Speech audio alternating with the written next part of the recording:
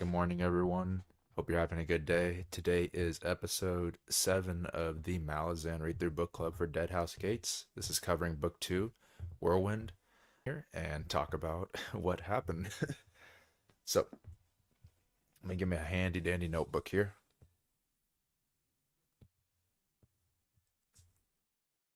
Hope all of you are having a good day and weekend so far. Okay, so for this reading, in terms of like overall mood, so far. It's a little I really enjoyed. Parts I really struggled with for this reason were the Duker chapters. For some reason I was just really having trouble connecting with Duker until like the very, very end. But the other chapters with like Felicine and everything were pretty interesting for the most part and Fiddler. But that's kind of my overall reading mood at the moment. And sorry if I'm looking to the side. I have two cats that of course you could probably see right here. They always love to get in the way whenever I need to. Oh, you're gonna meow? Okay. That's great. Looks like I have to put the cats out real quick. I'll be right back. 1 second here.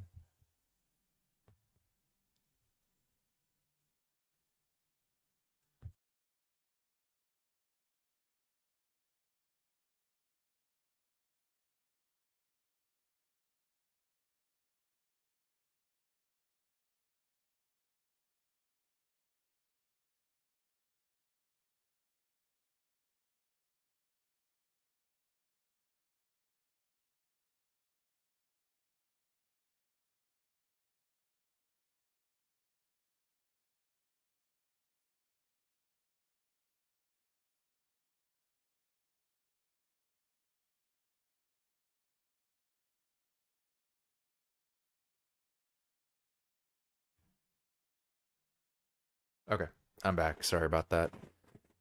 So, I apologize if there's background noise. Can't control that living in a house with multiple other people. That's just the way it is.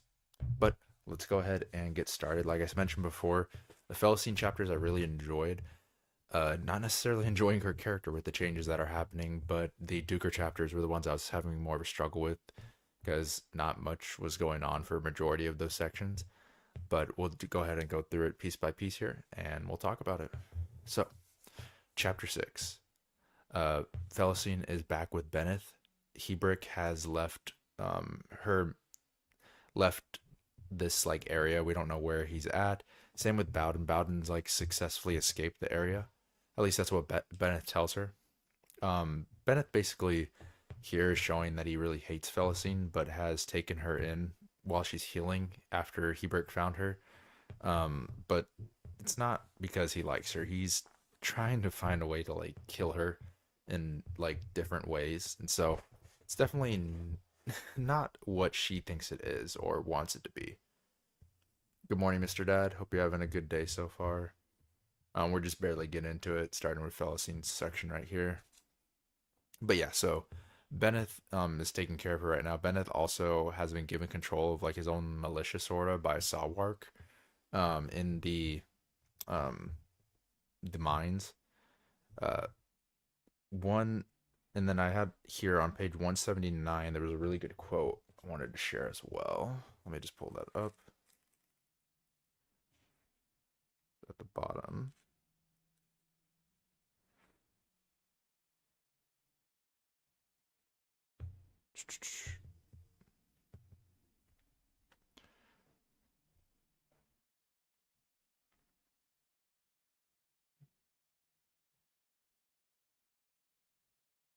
Yeah, this was so basically they start going through the camp and things are happening, and then while they're going through the camp and Bennett is introducing like the new militia sort of that he's in charge of, uh they start getting attacked, and like two riders at one point start charging at Felicine um and attacking them back. So right now basically the uprising is going on, the whirlwind, and this is the very beginning of it where they're not sure what exactly is happening.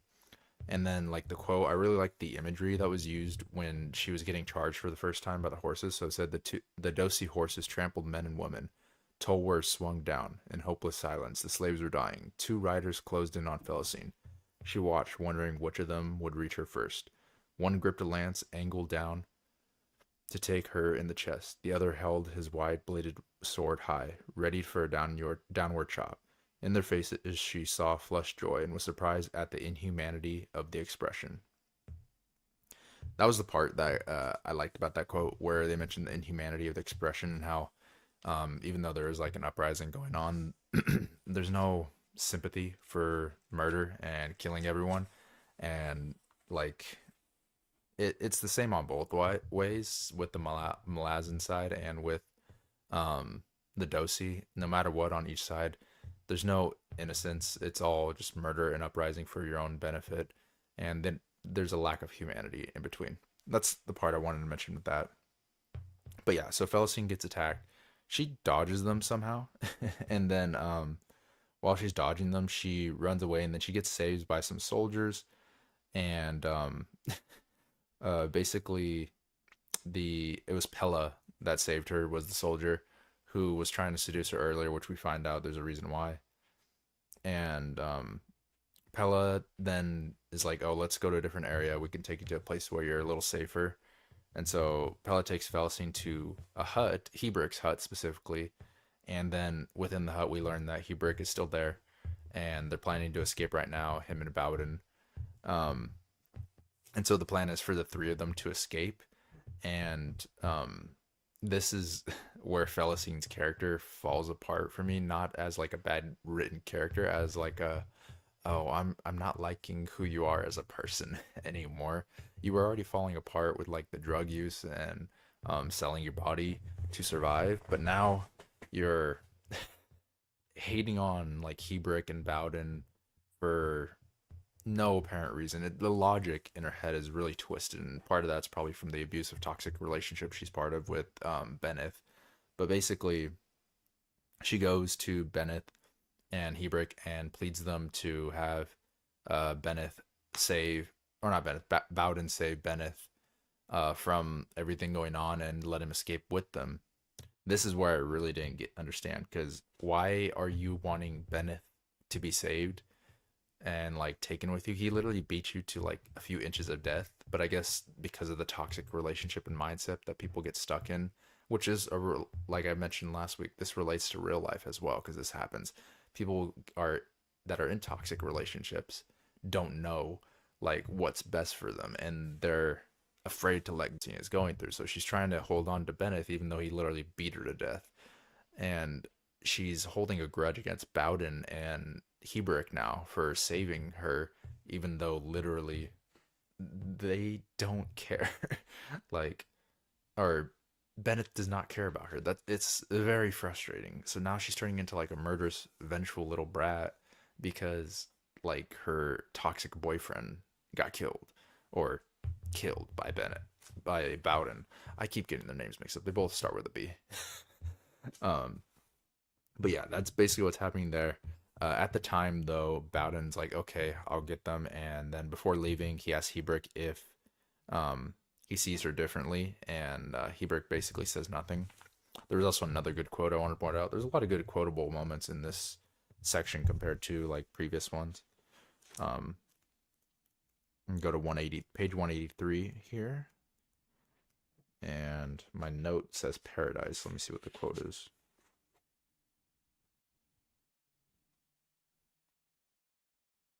Okay, here it is. He glanced up, raised his brow. Until tonight, it seemed you made Skullcap your paradise. I didn't think you'd be interested in leaving. Paradise. For some reason, the word shook her. She sat down on the cot. Eyeing her, she shrugged. Benneth provided. She held his gaze until, after a long moment, he finally pulled away, hefting the pack as he rose with a grunt. We should get going, he said gruffly. I'm not much in your eyes anymore, am I, Hebrick? Was I ever? Felicine, House of Perrin, whose sister was Adjunct Tavor, whose brother rode with Adjunct Lorne, noble-born, a spoiled little girl, a horror. He did not reply, making his way to the gap in the back wall.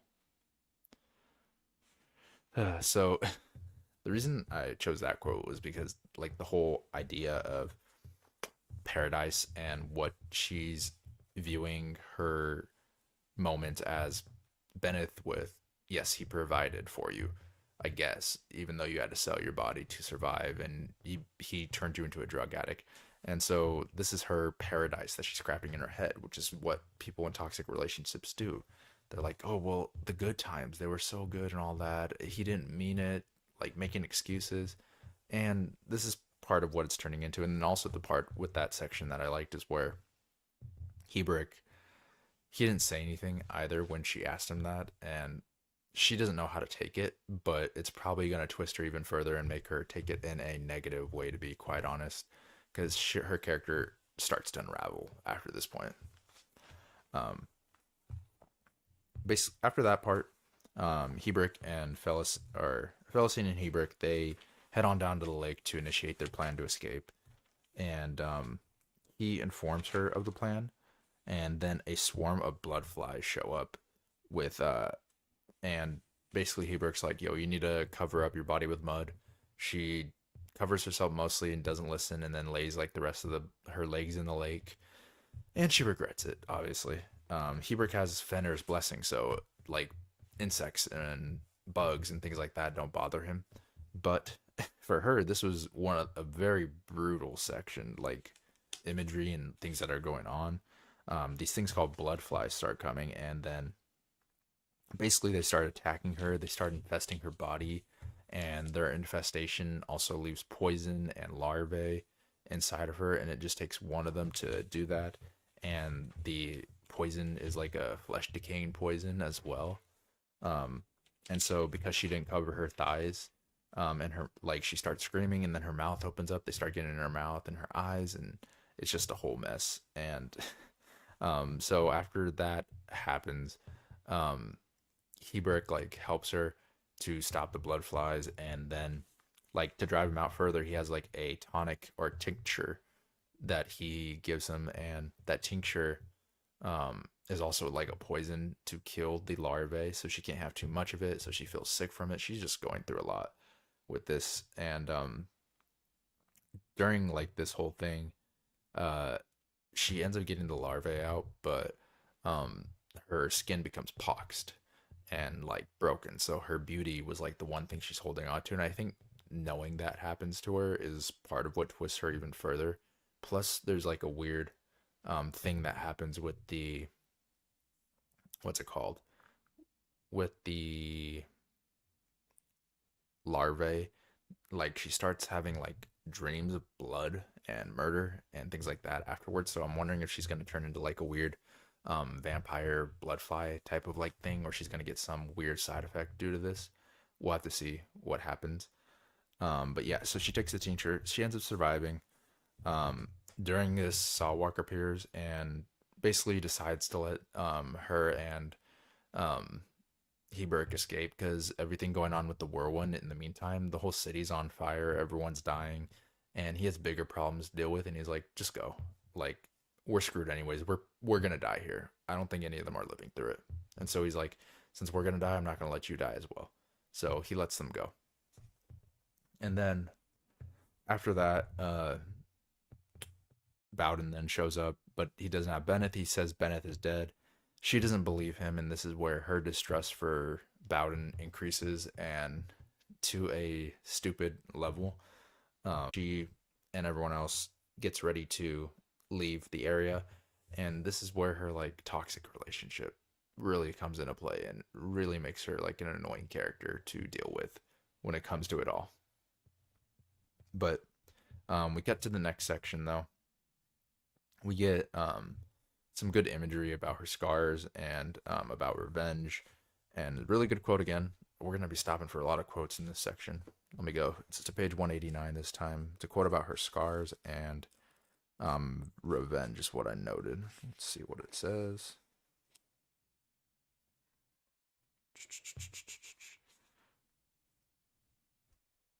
Yeah. So she's talking about revenge on Tavor and how what she's gonna do after like surviving this whole ordeal, um, and how her scars are gonna be like a marking for like vengeance kind of thing. Good morning, Danielle. Hope you're having a good day so far. Um, we're not that far right now. We're just barely talking about Felicine escaping basically um in this section. So the quote I wanted to read off was, "Surviving this is all that counts. Let Tavor see all the scars she's given me. The day we come face to face. I need say nothing then to justify my revenge." So she's fine with her scars remaining just so she can show them to Tavor in this moment. And like when she gets revenge, they'll be there and present. And she'll know I've gone through so much and it's all your fault. And now it's going to come back to you, basically. She's becoming very vengeful and crazy and bloodthirsty. And it's a very interesting character development for her that I didn't necessarily see at the beginning, but I see it now. And I hate who she is as a character, but it's very well written. And it's not I hate her like she's annoying. It's I hate her toxicity around her and Bennett. But yeah, they all start swimming on their like inflated bladders, and they go to the cave front and they pull out a rope that basically they're going to drag themselves through the sinker's lake to get in the cave. And so Bowden sets up the rope. They all go across it to the area and they go into the cave. And basically, Bowden goes to scout the area while they're resting in the cave. When he comes back, um, we learn about the Whirlwind and the mage battle occurring and Sorcery Storm and just the overall time. And I think that's the point of this section. Whirlwind is literally like a whirlwind on us. So we don't understand fully what's going on at the moment with just pure chaos happening around the continent with this uprising. But that's it for the beginning of this section with Felicity and all them. Like I mentioned, really good, like interesting stuff with like the blood flies and some of the quotes we got. But we'll move to the next part, which is with Duker. This is when Duker is, he's like in the bay with Culp, and I was like, how did these guys get here? I don't think we talked about them being in the bay before last chapter, so I was a little confused in the beginning, but we figured out what was happening. So they're trying to buy a boat, so they can like desert, I think. But basically, uh, all the boats were in really bad condition. And then when they go to a specific post, they're worried about like being discovered as deserters as well. And I was like, I noted down, I'm like, when did this happen? I don't remember them talking about this, but I could have dismissed it. But during this, like a corporal starts hounding them and bothering them about like the mob coming their way. At the time, they just think it's like a normal mob uprising and not an actual like whirlwind that's happening. That is, and that corporal is Gessler as well, as we'll learn. Becomes more important as we go, and I like the little combination of our two parties that happens later as well.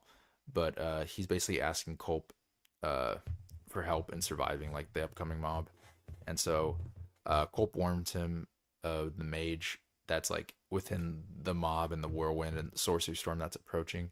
And then in that moment, the inn that they're within literally like explodes and like lifts up in the air and like is like getting destroyed. They're launched out of the inn and they're literally tossed onto the beachfront and they watch like the inn explode and shatter. They could have literally died. So at this point Culp runs away to find like the source of the magic of what's going on. And then like Stormy shows up and goes up to Duker and he's like, we're going to survive until we're going to try to survive. And they're running along and then they're like, oh, let's go ahead and find Culp, find out what's going on. Um, yeah. Um, and then, oh yeah. And like you mentioned with the conversation with Duker, he's like, can you not repair Culp? Isn't your warrant? Uh, what is your warrant again, Culp? Boat repair, the man answered. Culp's very, I like him. He doesn't really like put up with bull crap a lot. He's straight to the point, but and he has the conjuration warrant, I guess. I don't know exactly. I forgot his warrant, but I know he focuses on like illusions and stuff. Um, but yeah, they're going along. Him and Stormy, they're just like stumbling, or sorry, Duker and Stormy are stumbling along, and they're trying to like survive and find Culp. And then when they do find Culp, he's like been heavily injured from like the sorcery that's going on, and basically they decide to separate again, and this time Culp is going to go with Stormy back to all the sailors, and Duker is going to try to follow the seventh and catch up to Coltane and help him out with that. Um, and yeah, the illusion part of the shadow. Thank you for his warn. So he's gonna try to go back to all the sailors and help out with that. And so this is where the two separate. And this is where I mentioned earlier, like with Duker, this is like where I didn't enjoy a majority of his section in this sub book, was just because a lot of it was just him going through carnage on his horse and not much happening until like the very end.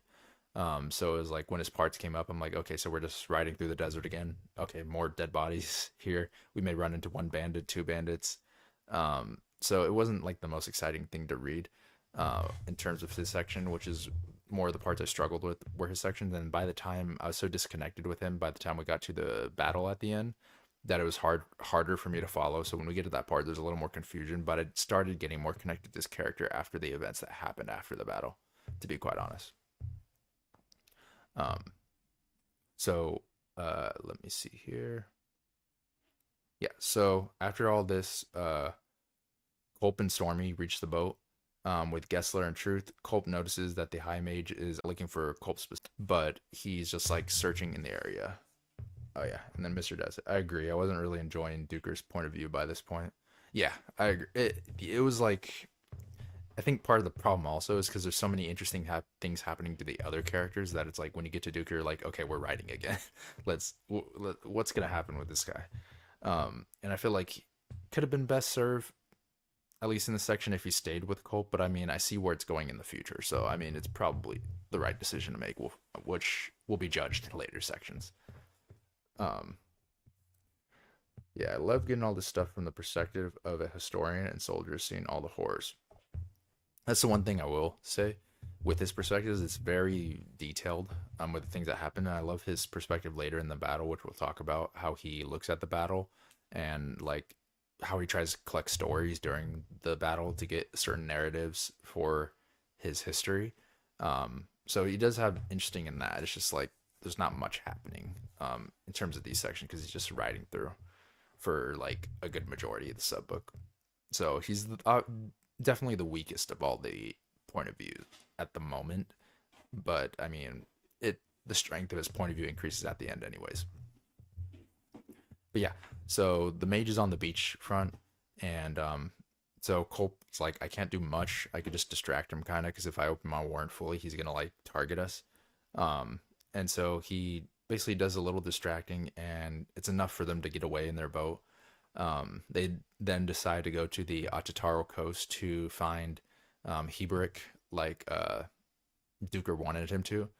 And so they go to the coast, and we also learn who Fenrir is. We learn a little bit more about Fenrir, being who he is, and how all these like sailors are technically like worshippers of Fenrir. Um, and how like I guess he's like kind of looked upon down upon.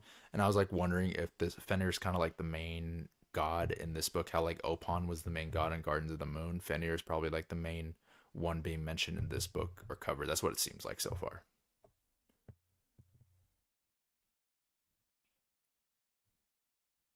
You enjoy Duker more than Callum.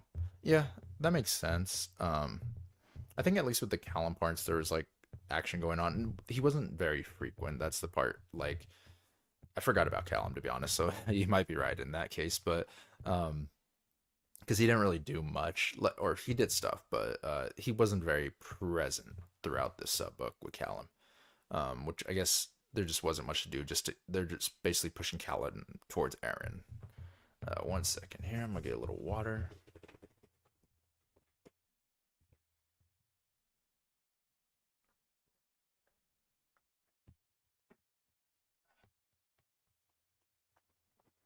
Okay. So, um, after this section, um, we start off. We go to Duker section. This is where I mentioned before. We get very brutal imagery in Duker's sections as he's going through everything. That's the one nice thing about his perspectives, I will say, is a lot of the imagery and visuals that are displayed are very like very They're done very well. I'm trying to like articulate, but it's too early in the morning with not enough sleep. Um, but So basically, Duker's like going through on his horse, and he's seeing all the dead bodies, dead bodies of the seventh, and he's trying to track their all this carnage to find Coltane. During this, he runs into like the two bandits, and then he like tells the bandits like, "Oh, I'm an uncle. My nephew got killed. I want revenge." And he's like riding through, and that's kind of like his persona that he goes through with for this. Um, so he's basically piecing everything together while lying to everyone about his like fake nephew being dead, so that he can go through and have a reason to not be killed while trying to seek out Coltane. And people think it's for vengeance. Um, yeah, Duker took some time to grow on me. Actually, honestly, most of the new characters in this book did. Yeah, I will say that. Not gonna lie, as well. I would say the it took a lot longer as well for me to get connected to these characters, and even some of them I'm still working on building that connection. Like I don't have a connection to the sailing crew, Stormy, Truth, Gessler. I think those are the only three. I don't think I'm missing one. I might be. If I am, it shows you how little connection I have. um yeah, but the I'm still not connected to them fully. I mean, like Felicine's probably the most interesting point of view we get usually, and then we also get like Fiddler and stuff is always good to get, especially with like the stuff that's happening. And I really like the duo and mix up that's happening there. We'll have to learn more, and like it's just a lot of intrigue at the moment, but we're not fully connected yet. Where I think in Gardens of the Moon, at least, since the subbooks were shorter at this point in like 400 pages in or 380 pages in, we're like halfway through the story or more than halfway through the story for Gardens of the Moon. So it's like, oh, the same amount I read, I'm not connected yet, but it's a bigger book. So it makes stuff sense, but I'm not really having issues with it yet. I figure it's probably going to be a slow burn for the most part, even though it's called Whirlwind and a bunch of chaos is happening and there's a bunch of interesting stuff happening in this sub book. But yeah, um, basically, yeah, it was really half of this book where I realized, oh, these characters are great. Yeah, I figure that's how, like that's we get to the later stuff with like Felicine in the boat and like everything happening. I can see how everything's being set up at the moment right now. Um, because I'm not like fully connected yet, but I mean, obviously it takes time, and it's a big fantasy book, so we'll be patient. um, let's see. Okay, so during this section with Duker, though, we learned some stuff. So we learned like the Mesla, Malazan, people are being hunted by the Hisari and the Dosi. And those people are part of the Drina. I really like had to struggle with remembering these names and everything. For some reason, okay, locations are like my weakness. Like I always like forget the names of like places, or like I'm very bad at visualizing like geography. So when it comes to like battles, it makes it a struggle when it's like Duker's point of view for me, where we're like looking over a whole battle and they're mentioning like this is happening at the fort and this is happening there, and I like struggle with visualizing it if it's not like a intimate one-on-one battle. So like bigger battles I tend to struggle with when it comes to that. Daniel, personally, Gardens of Moon was the only one where I didn't connect with the characters quickly. Interesting. Okay. Yeah, I mean, I think like Gardens of the Moon, it was just smaller in scale, probably. That's why it seemed, or he's taking his time with this. I feel like things were just like happening quicker in Gardens of the Moon. But he's taking his time with this and building it up, and I think it's gonna be worth it though. But yeah, uh, we also learn about Relo here, who's the one leading like um, I guess the Drina. I don't know exactly if it's the Drina or the Dosi. I think it's the Dosi.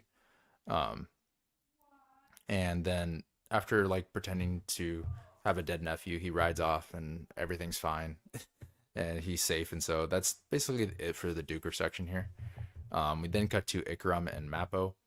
They're still searching for, and while they're like searching for their broom, they also find like a boat that they believe belonged to Servant. Um, and then like before Pust took Servant, I guess. Um, oh, you like a lot of slower paced stuff. That makes sense. Where you get to really think about all the thoughts and the characters have. Yeah, that makes sense why you like this section more at the moment. I mean, I'm fine with it as well. I like sitting with the characters. I just don't know them yet, so it's like hard to like grab it at the moment. But I definitely, it's probably gonna be a section on rereads where I'm like, oh, that's smart, that they place that there. But yeah, it's Ikram and Mappo are searching for the broom. They find the broom and with a boat as well. And after they have like a quick discussion on deciding to if they want to head back, and on.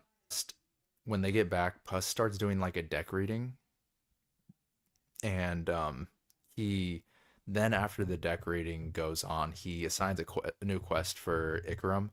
Um, and he's speaking like the words are very confusing. Puss speaks he's like insane in my eyes. Like I know people compare like you guys mentioned people compare Pust and what's his name? The guy from Gardens of the Moon, Culp. No, not Culp. Krupp. Krupp. People compare Krupp and Pust a lot, and like I see it because they're both crazy. But Krupp, he's crazy because he speaks in like the third person, and he's a little more poetic.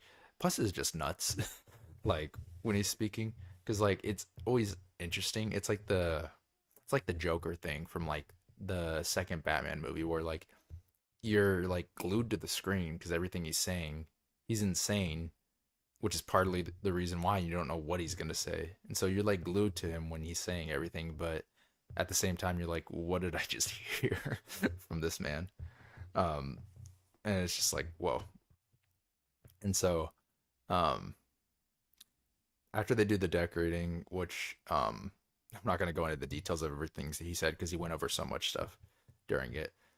He goes, he tells Ikram like his new quest basically, and Ikram gets pissed off and like with the confusion and the talking around, and so he choke slams him into the table basically. And then Puss then explains like their job is to travel into the holy desert of Rariku to basically because the Shaikh is dead. Um, so they're like, okay, we can go ahead and do this, I guess. And there's a good quote about that we have here. I wrote on page 214. There's a good quote. Let me pull that up real quick.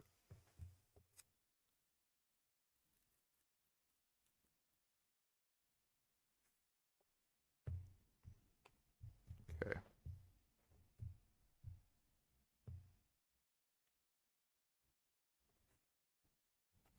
Oh, here it is. It says, and this Scropus expects us to attend this rebirth. How effortlessly has he ensnared us in his mad web. For myself, I am glad the witch is dead, and hope she remains that way. Rebellion is ever bloody.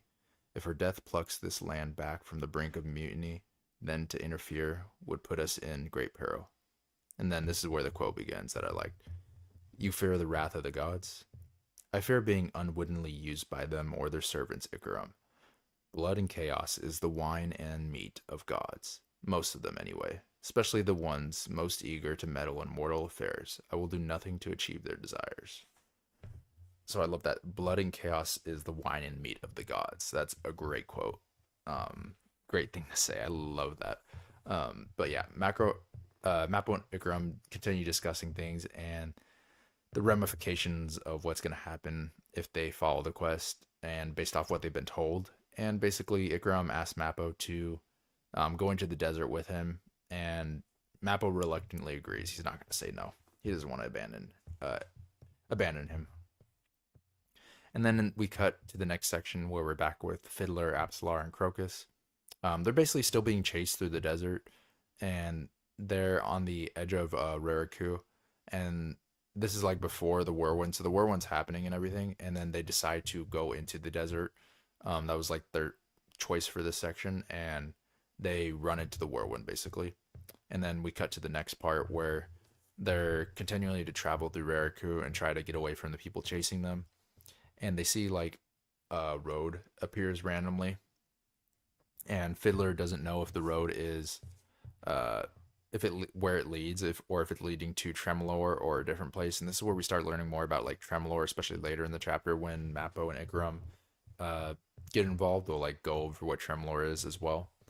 But at this point, like they notice that the Grawl are catching up to them, And so Fiddler decides to use the Maranth munitions that he has, and he literally like blows them up like in one shot. Like I like how he has like an explosive crossbow, like in Call of Duty, basically. Um, and so after he blows them all up, they decide to press on through the Whirlwind to get to Tremolor. At least that's what Fiddler is doing. The Crocus and Absol, I don't really know much about Tremolor at the moment. Let me see. When I heard mention of the Whirlwind, the Daru Feith continued after a moment. I assumed it was, well, figurative. I'll be honest, I agree with Crocus. Yeah. Um, when I thought about the Whirlwind too, I was like, I thought it was figurative as well. I thought Whirlwind was just like another word for the uprising. I didn't know it was like literal sorcery storm that's gonna be like going over the whole continent. Um, so it was very interesting. But I was in the same boots as you and Crocus when it came to that part. After that, we then cut to the next section where we get a point of view from Callum again. Callum's still traveling, but he's trying to lose the Aptarian, which we call Apt later. Basically, he's failing to lose the Aptarian, and then a bunch of wolves start attacking him. And after the wolves like retreat, Apt like kills a bunch of them, helps defend him, and Callum sort of accepts him at this point. It's like the unwanted relationship for him. He's like, it's like a straight that like the stray dog complex kind of thing where like, oh, you're stuck with me. I might as well like take you in, I guess, sort of thing. So he even like starts wanting to call upon him later at a point to see things will happen, but then he still doesn't trust it because it's like a creature of the shadow. Um, and then that's basically the end of the chapter, that section there. And then we move on to chapter 7. There's a lot of reading for this section. The biggest reading we've done. I think I felt it most because I was like super busy Saturday, Sunday, so I started reading Monday, so I had to read the whole 200 pages from like Monday through Friday for that. Let's see. Daniel said he carried the matched pair for most of his adult life, like a mirror to the twin loyalties within him. Which of the two have I now lost? Fiddler on using the explosive and his loyalties. Interesting.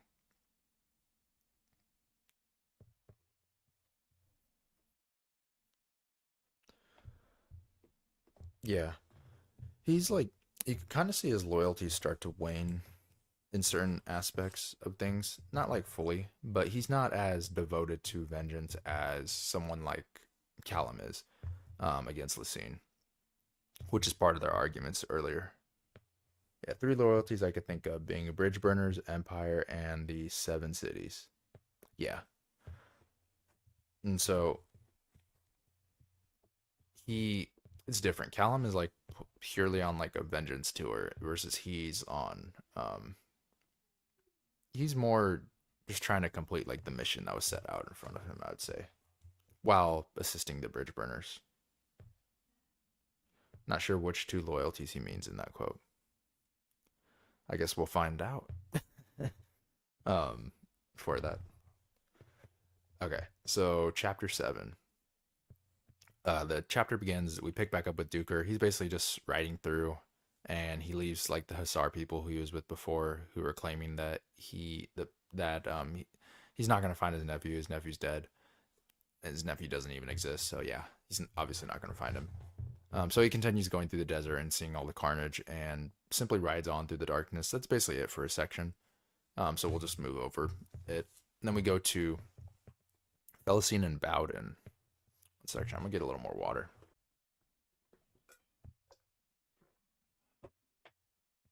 Okay. My throat is parched. Yes, it was a good quote from the Duker section. I will say, even though we're like not discussing what's happening much with his, there is a lot of good imagery and descriptions in his parts. So like, death will be my bridge, um, or death shall be my bridge is one of the good ways he was describing. So, but we cut to Felicine and Bowden, and they're basically waiting for Hebrick to return. He went to investigate the beach, and he basically heard that, what's it called, and like he saw that rain started to show up, um, and then due to the rain, like a bunch of like beetles like started hurting the area. So there's like thousands and thousands of like beetles crawling everywhere. And he just finds it interesting for the most part, but they're pretty harmless. They're not like the blood flies that we saw before. Hebert returns to them after he goes to investigate them. And this is also before he returns, we learn about Felicine having her like blood fly dreams. That's what I'm gonna probably refer to them as, where she's having like these dreams of like rivers of blood and like killing Bowden and Hebert, and she's become very bloodthirsty. Like she was mistrusting of them and didn't enjoy them prior, but ever since the blood fly, she started becoming like bloodthirsty and having like fever dreams associated with murder. So that's why I'm also like as a mini theory, like, oh, she can become like some weird vampire blood fly type creature because of like the blood fly infection. I don't know what type of creature it is. It wouldn't necessarily be a vampire, but that's like all I can think of like as a comparison. Let me see.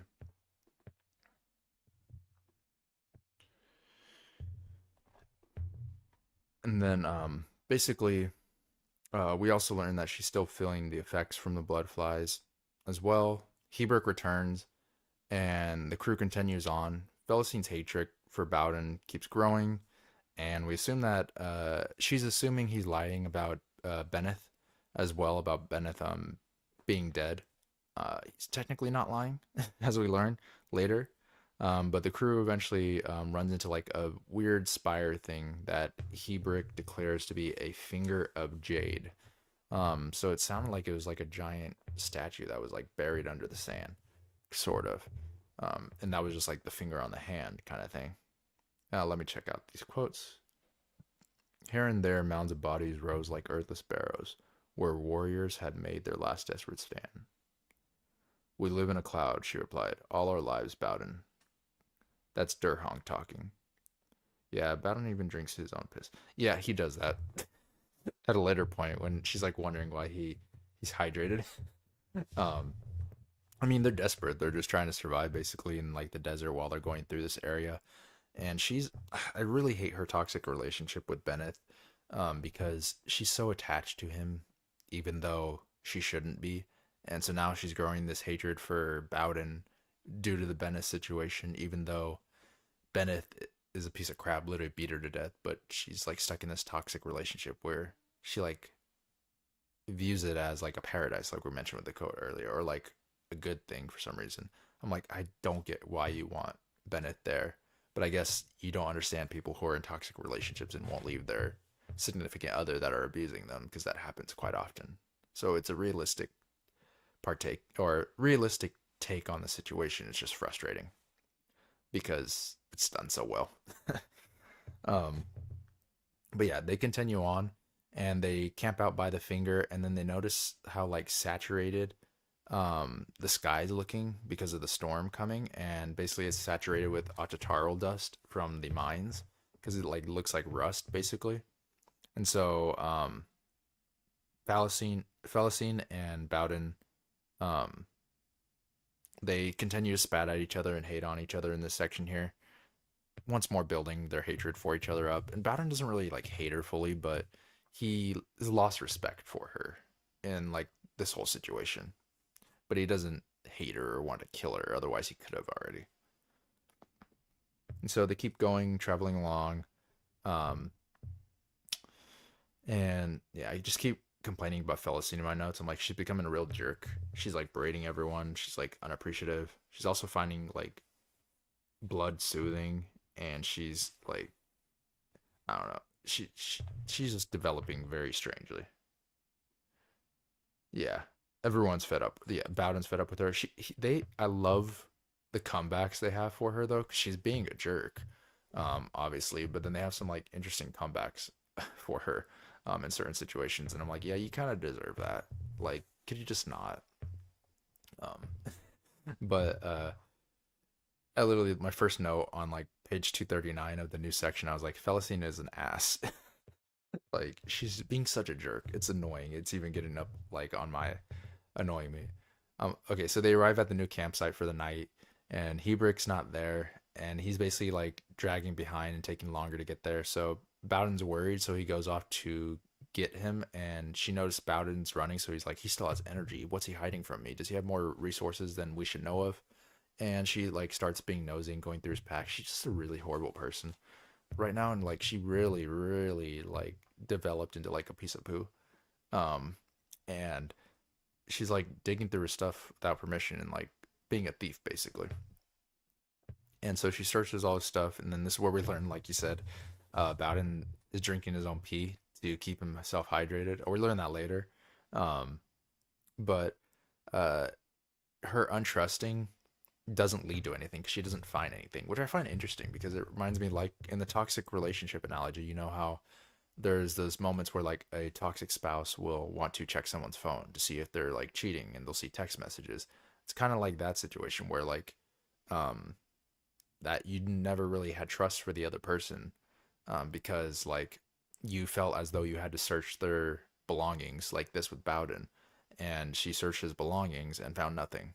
And so you just validated that you don't have trust. If this was a relationship, you don't have trust for me, so this can't continue. It's not a relationship, but it's like a similar analogy with the whole toxic relationship thing with Bennett and her connections to that, and how she's just a toxic person in general now. Um, but yeah, Bennett comes back with Hebrick, who basically collapsed, and he gives him some water. And then Felicine continues to be greedy. She's like, "That's coming out of your rations and not mine. That's your water he's drinking." Blah blah blah. She's so annoying at this point, like for being a jerk. Interesting character, but annoying. Um, and then Bowden tells her that like Bennett was lying to her the whole time about helping them. He wasn't really helping Hebrick and Bowden that much. And he would just do a little bit to please Felicine, but she was so drugged up that she never really noticed how much was actually being done, and they still had to survive on their own. Um, and then she gets pissed off and she basically tells him to die, and then she goes to bed. And then on the next part, they arrive at the oasis in the next area, but the water is tainted from these like moth bug things, that are like the same bugs from the hood, um, the hood priest. Let me see what you said here. It's interesting how when we get into Felicine's head, she often is quite self-aware. Yeah, she's self-aware, but she doesn't do anything to change it, which is interesting. But she's not self-aware about Bennett. Yeah, dead Kate Moss. She's not self-aware about Bennett though, because like even though Bennett abused her and everything, she talks about it later where she like kind of like loved him though. So it's a weird, very toxic relationship, but she's not aware of it being toxic to her. Um, but yeah, they arrive at the oasis, and then all the Cape moths have infected the water, so they can't drink it.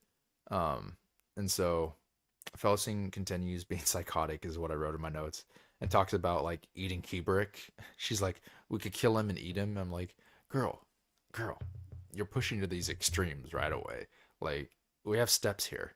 We don't need to kill Hebrew yet and eat him just because he's the oldest one." Um, and then instead, Bowden strips him, and he starts looking like over his tattoos, and then he raises one of his stumps up to his chest and like pushes it on like a key symbol, I guess, which is to access like Fanir. But like I guess that's why they got rid of his hands, so that he can't access Fanir anymore, since he's like extricated or from the priesthood. Um, and so he goes, he puts it on his chest, and like the symbol starts like having a reaction. And after that, he looks healthier and he's more cured. But we notice his tattoos keep getting more and more saturated as we go on. And then we learn interesting stuff about his stumps later as well. But we also like we learn that Fenrir is still attached to him, and he still has a grasp on him, like in a weird way, and he's still willing to help Hebrew for some reason in certain circumstances, even though he's not a very gracious god, from what we learn. So the group then continues on instead of resting for the night, because if they wait, they're not gonna have enough like energy to go to the next oasis to get water. So they keep traveling during this, and Felicine continues being a jerk, of course. And that's like the end of this section. Uh, and then the next section, we cut back to Mappo, where he's having like a weird flashback. At first, I was like, "What's going on here? Why is this lady here? What's happening?" But like he has a flashback of him and the lady, and she's tasked him to labyrinth and like some type of like ritual going on with his like people in the past. So it's like interesting to look at. I don't know what was happening, but it was interesting. But he gets woken like out of his flashback by Ikarum, and they basically discuss the whirlwind and how it's growing and moving, and how the Shaik probably ascended through her death is what their assumption is, and she ascended by leaving her martial body uh, to cause this uprising in this whirlwind. And then after that, we get that little section there. We cut to Fiddler and Crocus and Apsalar, and they're still on the run. They get attacked by more Grawl and Divers and Soul Taken. And then Apsalar is still a badass. Like, she has all the skills from the rope. And so she just, like, wipes out a bunch of people during this section. And Fiddler gets, like, hit and injured. And then Crocus does nothing. And then when it all, like, seems clear, like, a bunch of like divers, like thousands of rats are coming at them, and then um like the a diver called it's called Grillin is the one that shows up as 1,000 rats, and then Ikarum and Mappo basically show up and help them and save them from the divers and then take care of them. Good introduction, good way to tie in the characters, and I like that duo. That they're all I like all the duos honestly right now. Like I said, Duker's like the only point of view I'm not really attached to yet, but the other ones I really like. Yeah, with things like the Jade Finger and Fenrir, I feel that even pointing out bits of information could be spoilery. Yeah, no worries. If it's gonna be spoilery, just ignore it. Though they are one of the things that are pretty hard to understand. Yeah, I don't didn't understand it at all. I'm like, I'm gonna keep reading. I don't know what's going on here. I just know there's like a finger, but I'm just gonna keep going with this like weird tattoo moving thing situation. um, that's how I usually take it in a lot of fantasy. I'm like, it'll probably be explained later. I'll just keep reading and I'll understand it later. It's fine. It's still interesting. um, a few chapters left here. Okay, got chapter 8. Okay, we basically start out with Duker again, and he's still after Colton, and at least now he's like seeing like a trail appear with Colton, where before he was just like chasing nothing. But he's still doing his thing. He's just running with his horses. Not much to say about him. Um, yes, the imagery and everything's still good, but outside of that, it's just him running for the most part with his horse. Um, and then we cut to after that, we go back to Hebrick, Felicine, and Bowden. They reach the coast after the oasis, and basically it gave them about like 2 days worth of water from the oasis. That's all they could really get from it. When they get to the coast, it's filled up with like sand crabs. So they start eating the sand crabs, but the sand crabs also like dehydrate them and give them stomach cramps. So it's not like the best solution. Um, this is a crazy section as well. Crazy things happen. Um, but after you eat the crabs, like Felicine starts plotting to kill Bowden tonight, and so she tries to seduce him to kill him and lower his guard. And so to destroy her psyche and try to like break her down as a person like even further, or like maybe break her out of this, I don't know what Bowden is doing exactly. He pretends to sleep with her. He does sleep with her, and then or he sleeps with her, but he pretends to be seduced, and he then like pretends to go to sleep, and when she goes to kill him with the dagger she stole, he literally like catches her hand and admits that he had sex with her to see if she was still who she was. um and then there's like a quote here on page 267. Let me pull it up.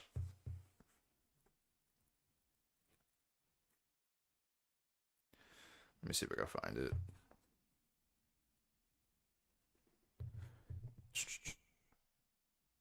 Yeah, so then why? To see if you're still what you were. He did not need his voice. He did not need to voice his conclusion. Get some sleep, lass. Alone, Felicine curled up on a pallet, numbness filling her. To see if you're still. To see if you're still. Yes, you still are. Bowden knew that already. He just wanted to show you to yourself, girl. You thought you were using him, but he was using you. He knew what you planned. Think on that. Think on that. Think on it long and hard. So it's just feeding her vengeance and hate for Bowden more, and it's just like such a shitty situation on both ends, because it's like I mean, it shows Bowden's not a good character because I mean, yeah, Felicine's a piece of crap, but you shouldn't let her seduce you and then like go feed into it to display her issues to herself as like a sort of intervention, I guess. Like, there's no way you could morally give him the high ground for this because it's still not a good act to do. Um, it's still just like shit in general. Let me check out the chat real quick. The Wiccans were demons. They breathed fire. Their arrows magically multiplied mid-air. Their horses fought with uncanny intelligence. A Mesla ascendant had been conjured and sent to the seven cities. And now face the Whirlwind goddess. The Wiccans cannot be killed. There would never come another dawn. I mean, we have known since the prologue he isn't a good guy. Yeah, you're right. We've known since the prologue. You kind of forget that, I feel like, since you're following him as a protagonist, like, in certain situations. But yeah, he's not a good guy. Like, that's the Malazan. Everyone's a gray. No one's, like, purely good. Um, like, maybe Crocus. No, actually, Crocus is bad. We discussed this last time. Yeah, no one's purely good, like, in Malazan. I think Perrin is the closest thing. Um, but yeah, it is pretty dark stuff that happens in this chapter, though. And then, so after all that, we cut back to the next section where we see like a wave of sorcery is coming towards them, and Hebrew basically repels it with his body with one of his stumps that's like an Otataral stump, versus the other one's like grasping to Fenrir. One's grasping to like Otataral, and they're like infused. So he kind of has like an Otataral like ward shield on one of his stumps, I guess, with like his ghost hand. Um, yeah, we follow an imperialist empire at the end of the day. Yeah. I mean, what can I say? No matter what, like, there's no win-win. Um, but yeah, we see the wave of sorcery come. Hebrew repels it with his resistance from the Atataro mines. And then after that, we see the boat, which we know is Culp and Gessler, Truth, and Stormy. I don't know if I'm missing one of the sailors. I think that's just it. I think it's Gessler, Truth, and Stormy. I don't think there's another one. There could be, but I can't remember. Um, Basically, their boat is like sinking due to the magic attack. And then they wash up on shore, and Culp starts arriving and like asking for help. Let me see. Yeah, Culp runs to them and says, "Thank the gods, we need your help." They definitely didn't want to hear that because they need the help too. At least they have rations though, like to feed them in the situation. I really like what happens with their section though. Like from where we go, it's really interesting. Um, so Culp then like talks about being attacked by the mage with them, and how he was basically going to the Achitara mines to pick them up. And let me see. When on shore, he gives Felicine, Bowden, and Hebrick water. He also notices that Hebrick has two ghost hands. This is where we get like the first implication of what Hebrick, like what's going on with the situation. The left hand is consumed by Atatarl, and the right hand is connected, grasping at a warren. And we know it's like Fenrir's warren, I guess. Um, and then he introduces Stormy and Gessler to Hebrick and Truth. And he doesn't seem happy about the people of the boar being here as well. So like Hebrick doesn't seem happy about it. He's like, oh, they're people of the boar, you should be happy, kind of thing. And he's like, not, because obviously he's like a shunned priest. He's no longer with doing the teachings of Finir. Let me see the chat. Hard men, harder than you, Bowden drawled. What, you betted them already? Oh yeah, that's for Felicine later. Um, Bowden, the comedy genius. I mean, he does have a few good comebacks like later. Like they're not dealing with Felicine shit anymore. They're just like giving it back to her basically. Both Hebrick and him. But yeah, Felicine, like I said, continues being an ass. Hebrick then goes off to talk to Culp, and they discuss like the current state of things. Culp is asks him about if he trusts trusted, like straight up Felicine can't be trusted, and he said Bowden can be trusted as long as the circumstances in his favor. So as long as he's doing things for himself and the situation favors him, you can trust him. But if the situation doesn't favor him, he's going to do what's in his best interest, basically. And then let's see. They go back to the rest of the group. They discuss getting to the mainland. The theory is Hebrew will lead them through the mage storm with his Otataral hand. So that's kind of what they're implying, is that they're gonna use him as like a ward or a shield against like the sorcery storm and the crazy mage in the sky that's like attacking them. Um, don't know if that works well for them, but that was their plan.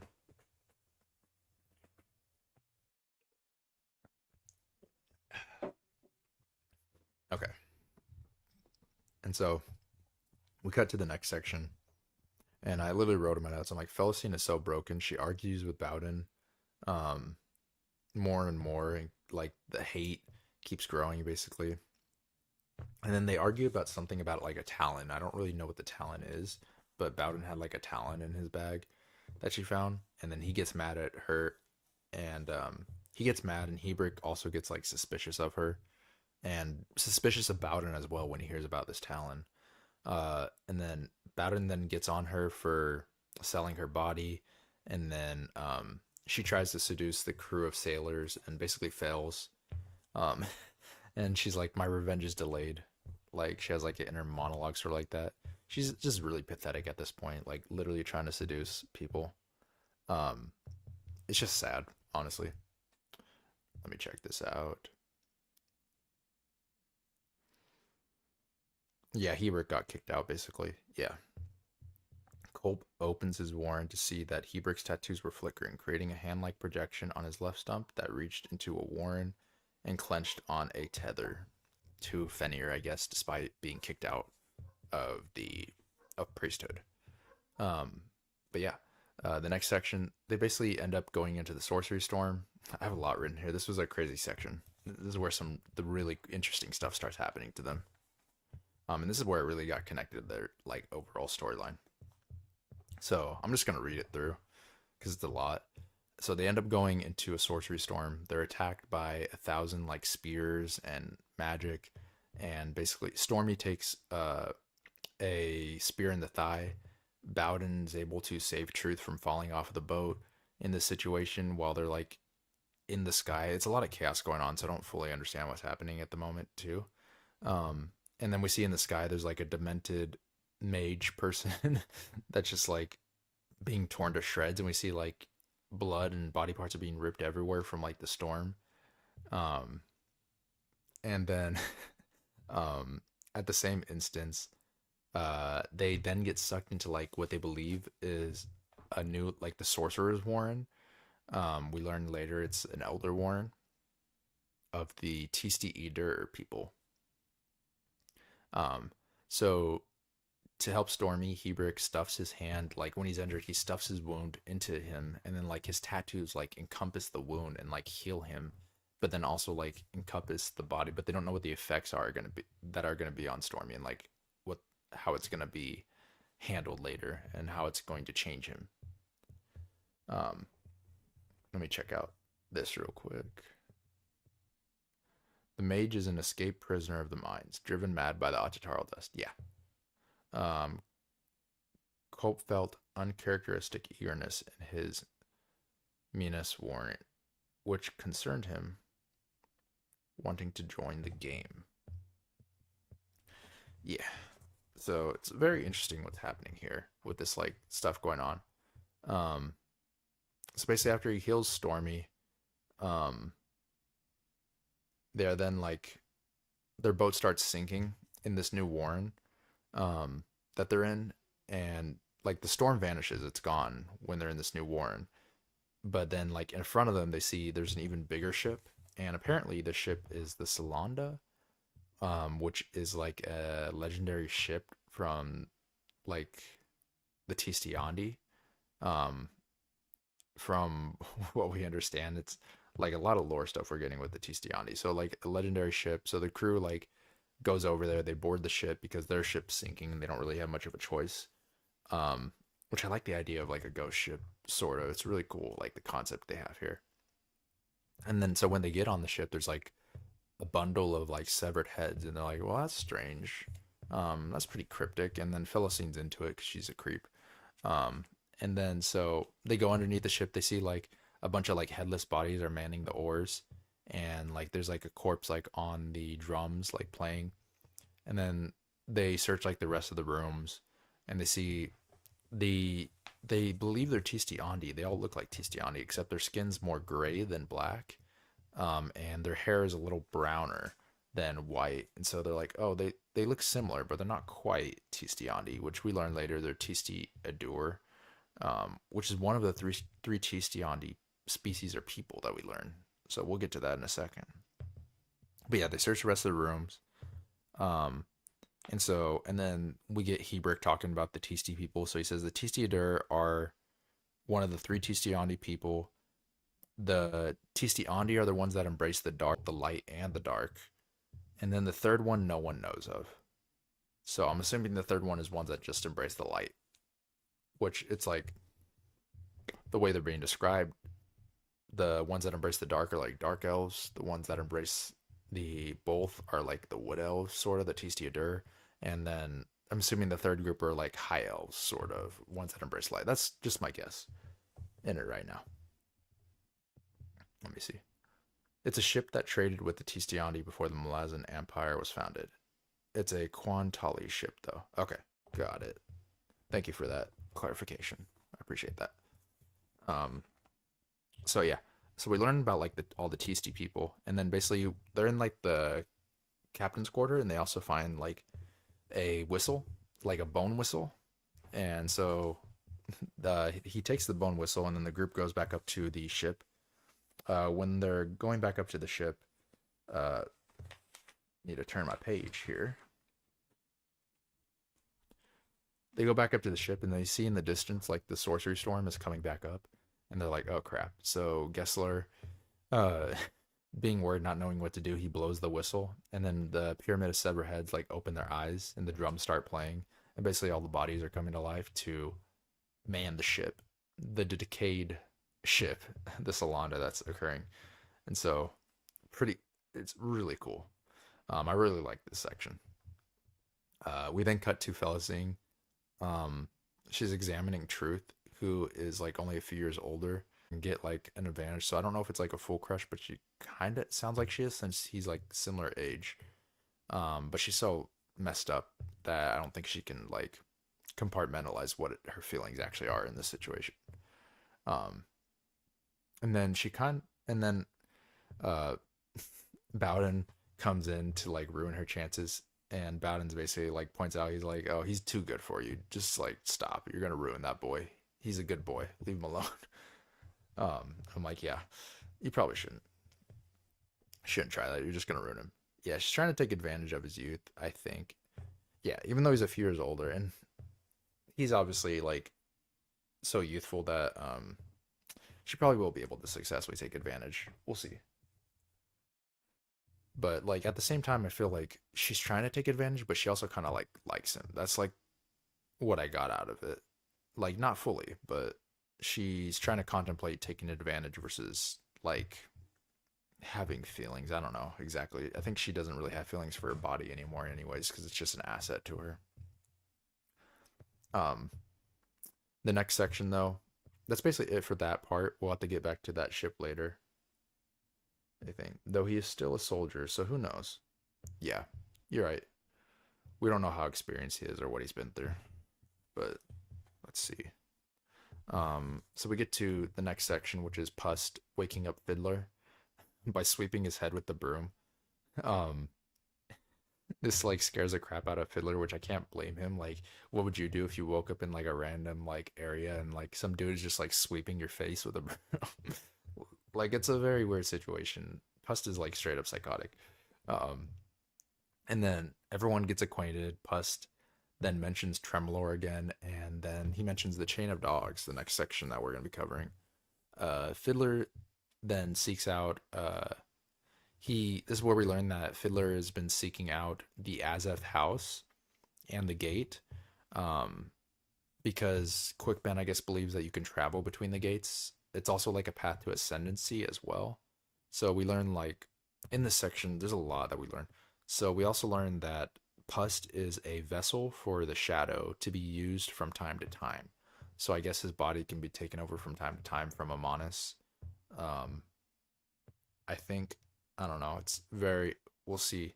But he also reveals in that same moment that um, Cotillion isn't necessarily taking over Apsalar anymore because he doesn't want to mess with Animander Rake.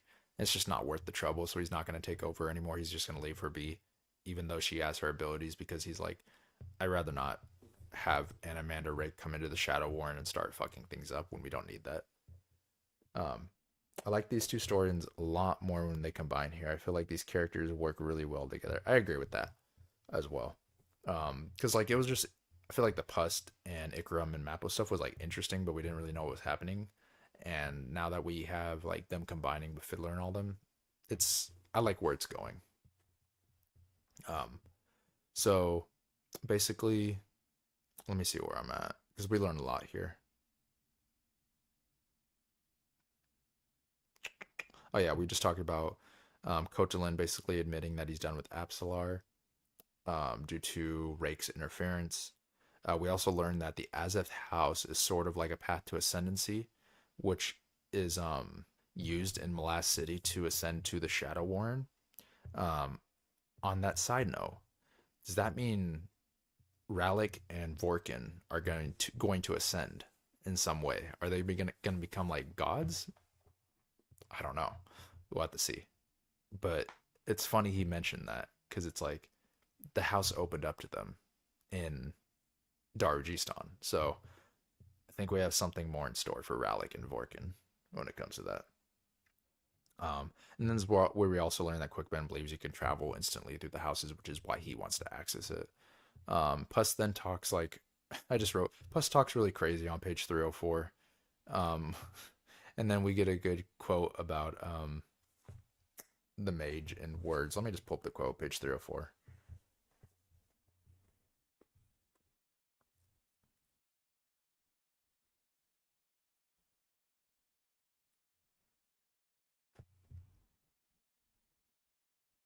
Yeah, I like this quote. Here we go. Fiddler released a shaky breath. Can there be magic in mere words? He asked, to no one in particular. Ikram answered, magic powerful enough to drive gods to their knees, soldier. We have to get out of here, Crocus muttered. This time everyone nodded in agreement. I really like that. Magic powerful enough to drive um, gods to their knees, or whatever it was. I forgot it. I need to pull it back up. Yeah, magic powerful enough to drive gods to their knees, soldier. So the power of words and persuasion, basically. Charisma. Let me check the chat. I follow Ikarum, the trail replied. A search without end. And you've devoted your life to helping him in his search. No, Mappo sighed, then whispered without meeting Fiddler's gaze. I seek to keep it endless. Yeah, that was also interesting as well. Because I'm like, I thought he was trying to help him with his memories, but I wonder if like part of his amnesia is like something they gotta keep away since he's like half Jag. Um, I don't know. That's interesting. I don't know what they're gonna do with it, but I like kind of where that's going. I like the relationship. The house does take raced too, so it has shown multiple functions already. With the magic quote Erickson is talking about, we're like, yeah, you're right. He does capture race, and also that feeds back into the thing where we're like, is Mammoth really dead? Because I guess race is in Mammoth's body now. And then the Azeth like intertwines with him or like captures him. So is race gonna like Mammoth slash race gonna ascend as well? And then we also have Ralik and Vorkin. So there's a lot of interesting things going on there. I think, I mean, it'd be obvious for them to ascend Ralik and Vorkin, I guess, unless that's too heavy handed at this point with like what they're pointing out. I don't know. Let's see. With the magic quote, Erickson is talking about real life too. Yeah, definitely talking about real life with that magic quote and how words influence things. Most religious reformations are formed on the backs of books or words. You're not wrong. Okay, that's the end of chapter 8 though. I really like that chapter, how it set things up. And I ran out of my notebook. So this notebook is totally filled with Malazan book 1 and then up to chapter 8. So we got a new notebook for us. Let me pull this up. We gotta pull up chapter 9 and 10, and then that will be the episode. Okay, chapter 9. So the chapter starts out with Callum traveling, and he's basically witnessing the aftermath of the Malaz group getting destroyed, and like a bunch of refugees as well. He stumbles upon like a bandit group that's going to fight an Aaron in his direction, or at least they're like possibly lying about it to deceive him. Um, he doesn't trust them, obviously, and he almost gets robbed until he like uses his intimidation to scare them off. Because like the guy's like mentions robbing him, and then he's like, "Well, I'll kill you first or something," and so he like intimidates him. This reminded me like since with the D&D reference, I'm like, did he do like an intimidation check here to intimidate the group successfully, kind of thing? Like I keep getting those like thoughts in my mind whenever something like that happens. Um, but yeah, he's like, "Oh, I'm going to Aaron." In the direction of Aaron, they're like, "We are too. Let's go." And these guys are just a bunch of like horrible rapists. Like they don't even name them until like the next section here. And excuse me, I'm glad that Callum doesn't approve of them either in this situation. Let me see what you said. They also bring up the possibility of fast travel with the Tremor Azza to the Deadhouse gates in Malazan. Yes, they do. And then your words have captured the beauty of our crusade, Callum said. Words can so easily glide over mayhem and terror and horror. It's a wonder trust exists at all. It's a good quote. But yeah, um, he agrees to go to Aaron with them, and then but they're like, first we gotta like raid this refugee camp, and he goes with them. So Callus follows them.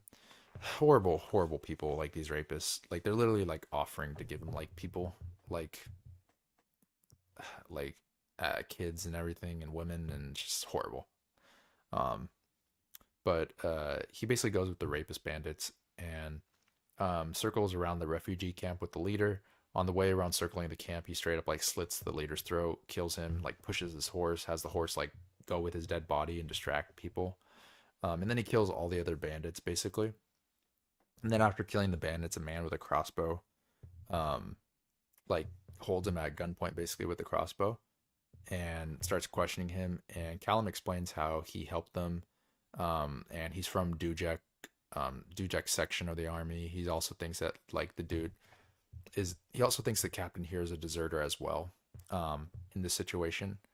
And then the man says that like he's like, "Oh well, I can help you join the army. I can get you in safe if you come with me to Aaron. We can rejoin with the army, and no questions asked. I'll get you back in, even though you're a deserter." And Callum's like, "Okay, yeah, we can do that, blah blah. But I might need to change my name." And they're like, "What's your name?" He's like, "It's Callum." And then the dude literally like faints, and, like because he's like, "Oh, what the?" Like he knows Callum's reputation. Um, and then Callum then tells him about like he tells the woman there. He's like, "Yeah, there's food back at the refugee camp. I'm gonna go kill him and get the food." And they're like, "Yeah, we'll go with you just in case if you die." He's like, "Okay, whatever. I don't really want you to go, but fine. That makes sense." Um, Let me see here. I swear, all the animals in Malazan are quite smart. Callum's horse is even jealous of the app. Smarter than you think they'd be, and like how the horses are brutal. At least like the Grawl horses. So Callum starts scouting. This is a really cool sec. I like this action section with Callum. He starts scouting the guards, and App shows up again. Callum, he's like, "Are you gonna help me?" App doesn't answer. He's like, "Whatever. I'm just gonna continue anyways." He goes into action against the guards, kills all 8 of them, like the first 2 with a bow, and then basically he's like, "Yeah, the key to killing them, you got to keep moving because like they're struggling. They don't know like their tactics. They've never fought together. They don't know like who's gonna attack first, who should attack. So if you just keep moving in the situation and like attacking rapidly, they kind of just like get like what's it called? They like freeze up, I guess. But then after he kills all of them, the woman shows up and they're like, "Oh, there's 8 of them are dead, but there was 10 total. The other 2 were like torn up to pieces. Was it like by a desert bear or something?" He's like, "Yeah, I think it was a desert bear." I'm like, "We know it's Apt." So Apt decided to help Callum, and he literally like ripped the 2 dudes to shred. But he like pretends it's a desert bear. Um, and then let's see. He tells him he's tired, so he's like, finish looting. I'm gonna go set up camp for the night and rest a bit. And then we get to the next section. So the people that we were introduced to were Captain Kenib, Manala, Selv, and Keeson. Um, we also learned that Aaron's about like 3 months travel away, which I guess fits with the timeline with Coltane as well, because they're heading to that direction. That's about 3 months. Everyone seems like are is going towards Aaron in different ways. At least two of our groups are. Let me check the chat. The assassin sheathed his knife. He rode closer in time to prop the man back up in his saddle and hold him balanced there, one hand on Border's back. Ride with me a while longer, Callum said, and may the seven holies flay your treacherous soul, as they will mine, when the time comes. Vanib is the other child. Okay. Yeah. Okay. Yeah, because I remember get a cool part with him talking to the group and the children later. So the group is basically discussing like the current political standing, what's going on, more detail to Callum, and they basically decide to leave before the other bandits show up. And then they have a good conversation as well in this situation about killing versus soldiering, and how the kids are like, "I want you to teach me how to kill like you," and he's like, "No." He's like, if you want to learn how to kill, you could become a soldier." And then he talks about the difference between soldiering and killing, and he kind of like makes soldiering a noble thing because he feels bad for the other dude. Um, and then he also builds a rift between himself and Manala because she wanted to bury the women. She's like, I want to bury the women to show my kids respect for life. And Callum's like, there is no respect for life. We have to go. We're gonna die. And so they don't bury the women. So she's upset about that situation. And he basically, because of like everything he's been through with the wars and battles and death, being an assassin, he doesn't feel like people have a respect for life. Let me read the quote here. Can you teach me how to fight like that, sir? Callum grunted. I expect your father has a better life in mind for you, lad. Fighting is for people who fail at everything else. Soldiers are worth respect, and it's true that sometimes fighting required. Soldiering means standing firm when the time comes. So, lad, if you still want to learn how to fight, learn how to soldier first. I think he's talking more about the mindset than actual soldiering. Yeah, that's fair. Yeah, he's talking more of the mindset of soldiering, which in this universe, I don't know if it's a very noble thing in general, because like at least the way that we Taishrin was using his like soldiers literally as like meat in a blender. He didn't care about them. Like when it comes to like all these mages and everything battling, like what is a soldier when you have mages? Especially like the type of mages that we saw earlier with like Rake and Taishrin, and just the mayhem and destruction that was occurring. Okay. So after that section, we then cut back to Felicine and crew in the ghost ship Warren. That's what I named it. Um, and so um, we see like a muddy like silt starts appearing on them. Silt starts moving. It seems like it's like almost alive, and then it like gathers up on the boat, and then multiple Talani moss come up from the mud. Um, and the Talani moss basically say that their mission is to kill the Tistiadur. And like everything, they're so behind in the situation because of everything going on that they're like, yeah, we have to kill TC. They're already dead, bro. They're like, yeah, the Warren's entered. He's like, yeah, we know the Warren's like messed up. Like the Warren's wounded because like look at the stupid guy in the sky. Everything they're saying is basically wrong because they're like behind. Um, and then we see, uh, like we learned that like the leader of them is Hentos Ilm of Logros, Talani Moss, Hentos. And then this is where we learn that we're in an Elder Warren. Cural Emeraldon or Emeraldon. I have bad handwriting, so I probably spelled that wrong. um, oh, it's like the Warren of the Eater people. It's an Elder Warren though. Um, it was also like the Shadow Warren before Cotillion and Amonis, like what Amonis ascended. Um, and then the Talon, I noticed as well, they spell Talon in two ways. Like when the Talani Moss are talking about themselves, it's spelled with like two N's, and it's spelled with one N, I think, Or it might be a different way, but it's spelled different when the Talani Moss are referring to themselves versus when other people are referring to them. Yeah, the Tistiadur controlled it before them. Okay, yeah. They controlled the shadow. That's what it was. Okay. So they basically, the Talan Moss wanted to cleanse this warren and they want to kill the sorcerer in the sky.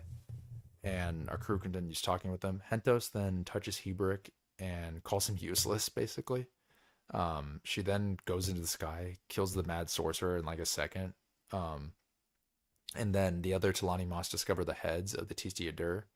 Um, and they like hide it for some reason on their like belts. And then when Hentos comes back from the sky, um, we see a wound in the warren appearing, and like there's literally like actual blood seeping.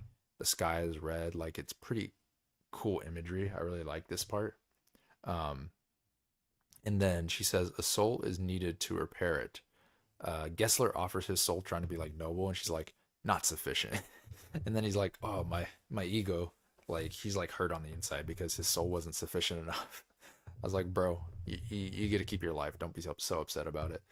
Um, and so because of this, Lagana Breed, one of the Talani Moss, offers her soul um, to patch the wound, and she gives Stormy a her sword, and like basically she then launches into the wound and heals it, and then Stormy then asks if her deed is filled with pain, and Hentos confirms that it's like a never-ending pain and torture that she's gonna have to go through to heal the wound. So it's like the ultimate sacrifice because she's never gonna be at rest or peace because she's basically gonna be tortured for the rest of her life in the wound, which is pretty dark. Um, Reminded me of Stormlight Archive, the first like prologue chapter, how like a dude's being tortured, prologue in Stormlight One. Um, but uh, then after that, Stormy then starts crying, and like Truth then points out that the Talon stole one of the heads. Felicine also notices that Bowden was turned the whole time and he was like ignoring them. And she approaches him and he gives her some advice on page 333. I'll just pull it up real quick and then we'll cut back to the chat to go over some stuff. So on 333, where is it at? He grunted, wise words for a change. Don't soften up on me, Felicine said. I'm just too tired to be cruel. Give me a few hours, sleep, and I'll be back to my old self. Planning ways to murder me, you mean? Keep me amused. Keeps me amused. He was silent a long moment, eyes on the meaningless horizon ahead. Then he turned to her. You ever think that maybe what you are is what's trapping you inside, whatever it is you're trapped inside? She blinked. There was a glint of sardonic judgment in his small, beast-like eyes. I'm not following you, Bowden. He smiled. Oh yes, you are, lass. Just a little introspective philosophy from Bowden. Little therapy. Okay, let's take a look real quick here in the chat. Okay, so going back to Callum, let's see. Oh, we already talked about that. Tistiadur, okay.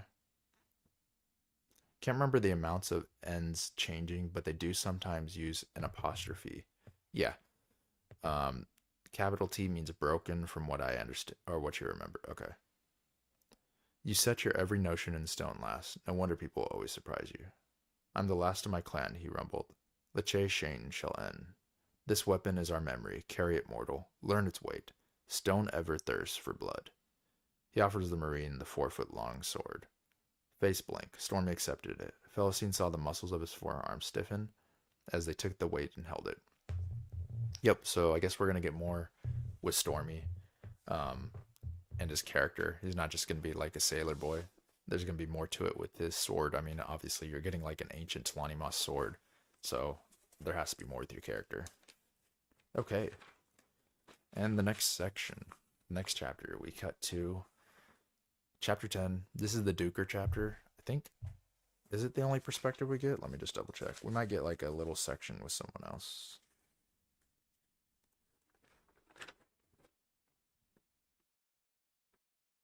Yeah, this is the only perspective we get. This whole chapter is like the Duker chapter. I'll try to go through it. I think I understood most of it. It's just like the battle, like I mentioned earlier. I struggle with battles and like the geography of battles. So like I was really struggling with following like the events happening. So I apologize if it's a little hazy when we get to it. Um, it's the first chapter with only one point of view. Yeah, you're right. I wonder how often that actually happens in Malazan in the future. That'd be interesting.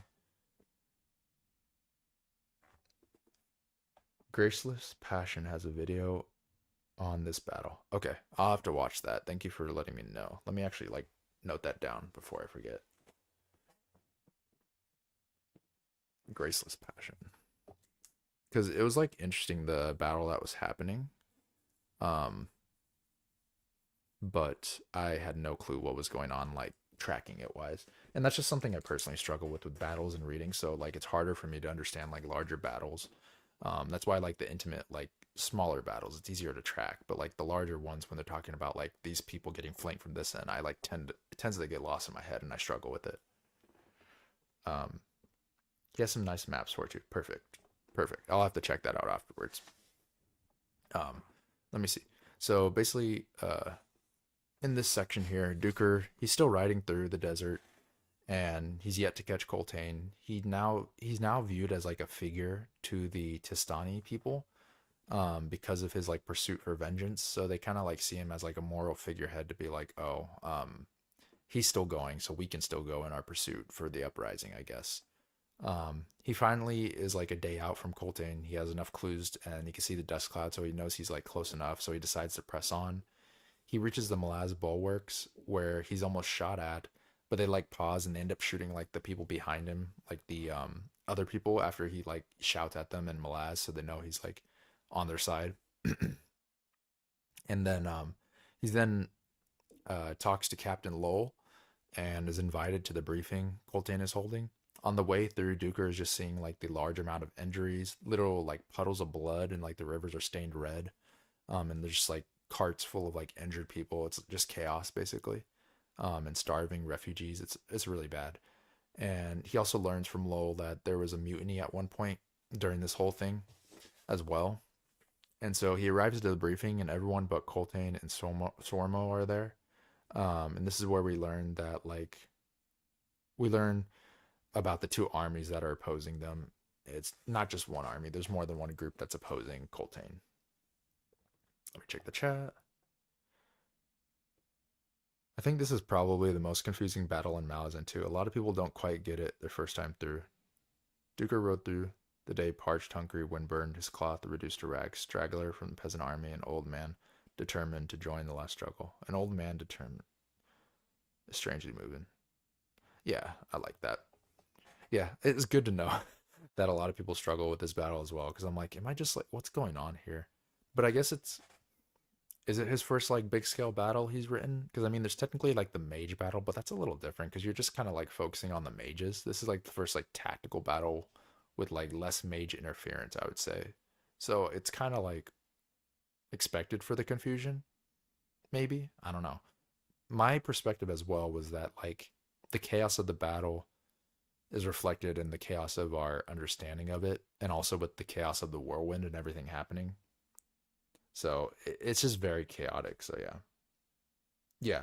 There's literally like undead soldiers at one point, or undead people at one point that show up during the battle. And I'm just like, what the hell is going on? And I think at one point they build like a bridge of dead bodies in the ford to like cross the ford. That was like their plan. We're going to kill all the refugees to cross the ford like quicker. I think. I don't know. It was very confusing.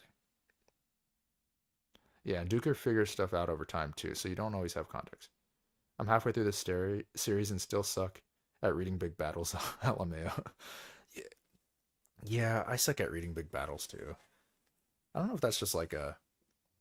I guess it's more. It may be more common than I think through like fantasy reading with like big battles in general. I think it's a hard thing to portray. One thing I will say about like Robert Jordan in Wheel of Time, he was very good at doing his battles in Wheel of Time. That's one of his strong suits was his like battles and fights.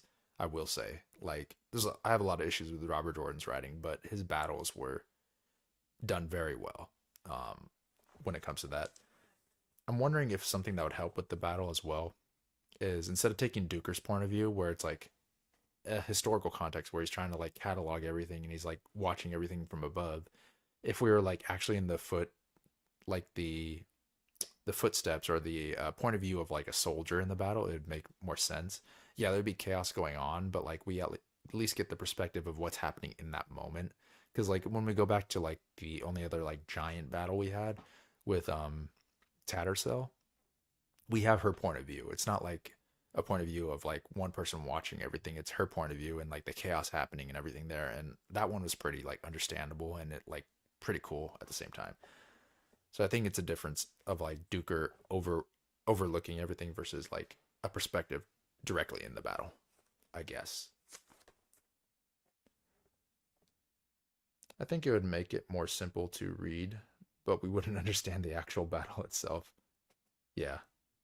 Um I agree. So like it's hard like cuz I think that's the hardest part I struggle with when it comes to reading in general is like the battles. So I tend to like I'm like going through it. I'm like, did I understand anything? No, I'll just keep going and they'll tell me what happened afterwards. Usually, they'll be like, yeah, we struggled, we lost this. I'm like, yeah, that makes sense.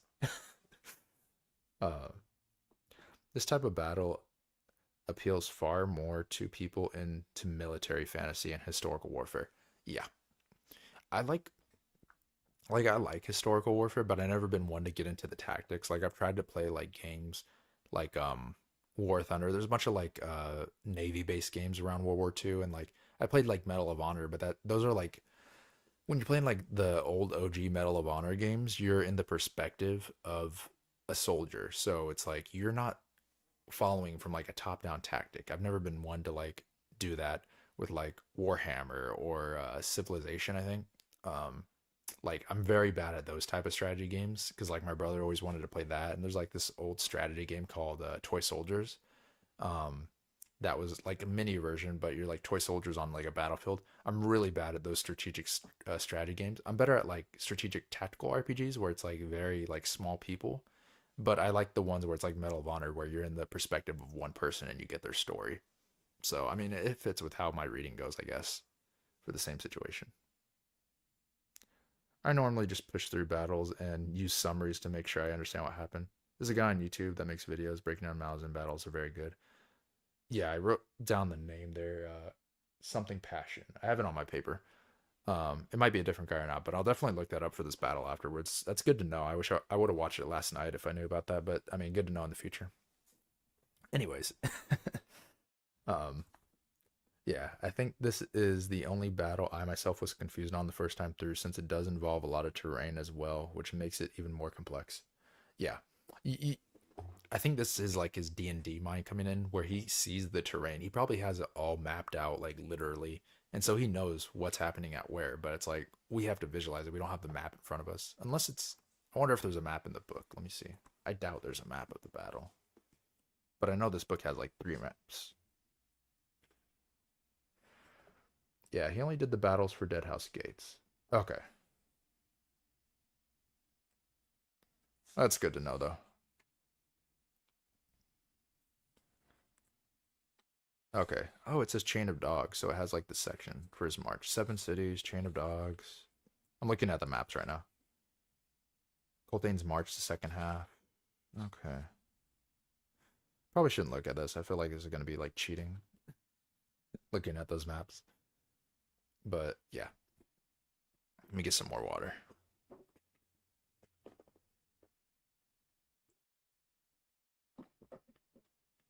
Okay. Let's continue on here. So, um, they're discussing all the politics, and then we get introduced to like some new people like Chenid and Solmar. Um, Coltane and Sormo finally arrive, and they start talking about tactics. And then some new dude arrives, Nethpara, a noble, and then it's Nethpara and the other dude. I forgot his name. I wrote it down later. I have it here. Let me see. It's on my last page, I think. Nethpara and maybe I didn't write it down. Oh, Tumult. Tumult and Nethpara. That's who it is. Um, and so – they basically show up, and they start complaining about like rations and how like they're not getting enough rations. The refugees aren't getting enough ration. Colton like gets frustrated, sends them away. He also explains he's like they're like, bro, the soldiers need to get the rations because they are the ones fighting. They need the energy to keep you alive. Like, duh. So of course they're gonna like ration off like your portions and let the soldiers have more because they literally need energy because they're keeping you alive. Idiots. They send him away though for being idiots. And then Duker tells him uh, that he grows. What's it called? Let me see. Oh yeah, Duker tells him his story, and then Colton grows bored of it, and then tells him that like he gets 2 hours to rest, then he'll be awoken up to witness the crossing. Um, and then after this is basically when we go into the battle. So I'll try to go through my events on the battle, but like I mentioned before, I didn't understand most of it, so my notes are probably gonna just make no sense with it. So Corporal List is assigned to Duker, and he wakes him up. Oh, let me check the chat real quick. I feel like I said some stuff. More being an anthropologist. Yeah, I didn't even realize it was an oxbow lake on the first read. Oh, I had no clue about that either. The bridge was over the mud in between the two sides of the oxbow lake. Yeah, I would have never got that. I'm definitely gonna have to watch that video afterwards. I'm like, if I had the ability, I'm like, we should just watch it together, but I don't know how to do on my current setup. Um, let's see. Duker runs into so Corporal List wakes him up, and then Duker they start going through the camp. Duker runs into Baria and Mesker, the Red Blades from earlier. They talk about like he gives them a warning basically, or they received a warning, and he suggests that it could be a trap and not to listen to it. And the Red Blades don't listen to him; they just ride off. List then says that they can get like a better viewpoint or vantage point if they like cross and they go to this area. So they do that. They climb to the top of the edifice and they can see Coltane and the army battling, and also notice that Relo has not used his elites yet in the fight. Then during the fight, all the refugees start to panic and cross the ford, causing List and Duker to move towards the Weasel clan instead of where they're at currently. The reasons the refugees were panicking is because a giant undead army has emerged, basically. Not necessarily an army, but a group of undead people. Um, and then Duker starts talking to Nil to find out what's happening. Nil explains that these undead were created during Kelvin's time. I have it says quote here on page 358. Let me see what that says.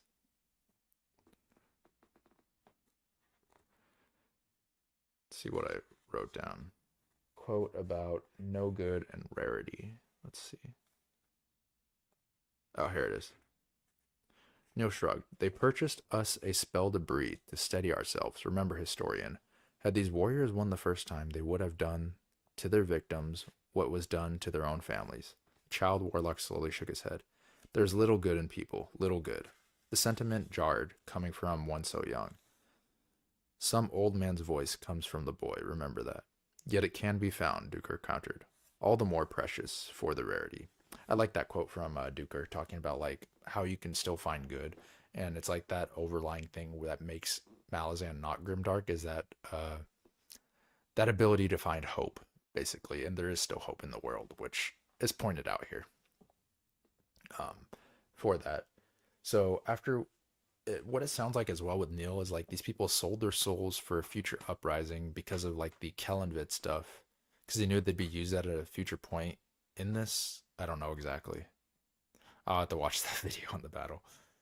Let me see what he sent here in the chat. An image of List as a boy, only a few years younger than he was now, flashed into Duker's mind. Flipping rocks, a world to explore, cocoon peace. He smiled. Yeah, see exactly. There's still hope and peace and beauty in this world despite everything going on. But yeah, um, where were we? Oh yeah. So after that, I literally wrote, I'm just like chaos is ensuing. They have to like retreat again, Coltane and his group, but it's tactical. So after they retreat, from what I understand, they then retreat and go back around and flank Relo's army. Um, and then I literally couldn't track the rest of the battle. So I'm like, in the end, the Whirlwind did not win the battle, but at what cost? And I put, we also got to see Duker interact as a historian.